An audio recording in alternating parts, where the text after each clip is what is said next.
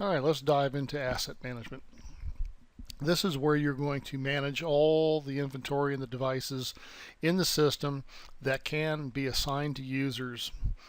And in this example, I have in the assets, I have two manufacturers. You always start at the manufacturer level, and then you drill your way down into the product, and then from the product into the inventory.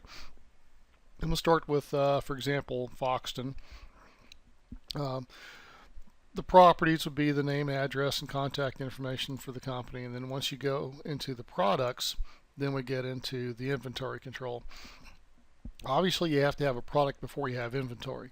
So in here, you would add a new product. You would give it the name, the model, description, warranty period. In this case, we have a demo product in here called body-worn camera. You have to select the product in order to manage the inventory of that product. So once you're into this area, you can add a new inventory item.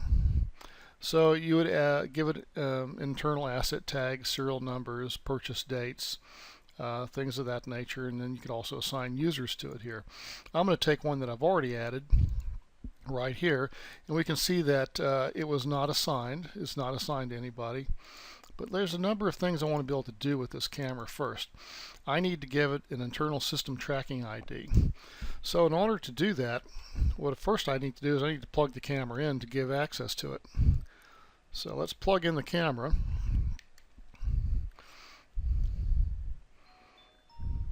And I am going to, in this case, the camera requires a pin ID.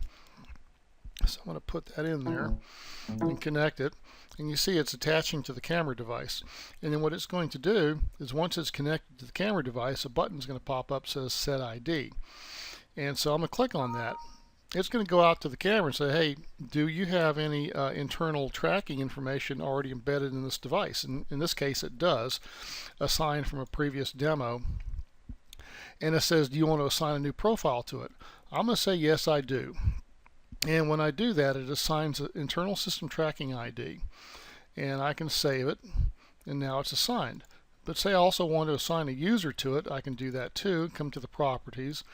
I have my user list. I'm going to assign it to myself. And now you see the camera is assigned to myself right there. And when it was assigned, we have the date right there. In addition to that, I can come to the device history and see that this camera has now been checked out to me. Now if I check it back out, unassign the camera and update that, it's now unassigned. If I look at the device history, you can see it was checked out to me on this date, this time, and it was checked back in at this date and time. Now not only can I access and assign devices from this window, from this screen, but once I have my inventory established, I can also do so from the accounts window. So I can come to an account, go to the properties, go to the inventory, assign device, pick the manufacturer, pick the product, and it'll show me a list of all the available cameras that have not been assigned to anybody. I can select that one, and now it is assigned to me. And if I go back to the assets, into the products, you can see that it is assigned again to myself. And if I look at the history again, once again, it is checked out.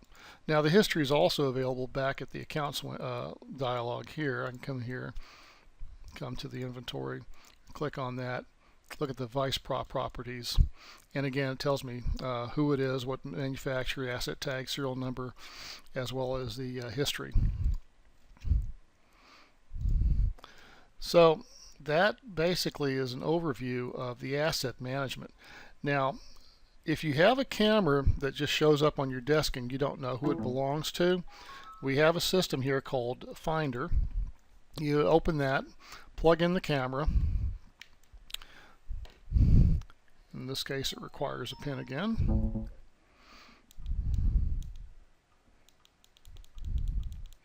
And so we mount the camera. It'll detect that the camera is loading, go out, read everything, and there's all the information about that particular inventory item and its history. So that's a quick look at asset management, and how to create manufacturers, add products to the system, and add and manage the inventory for those products.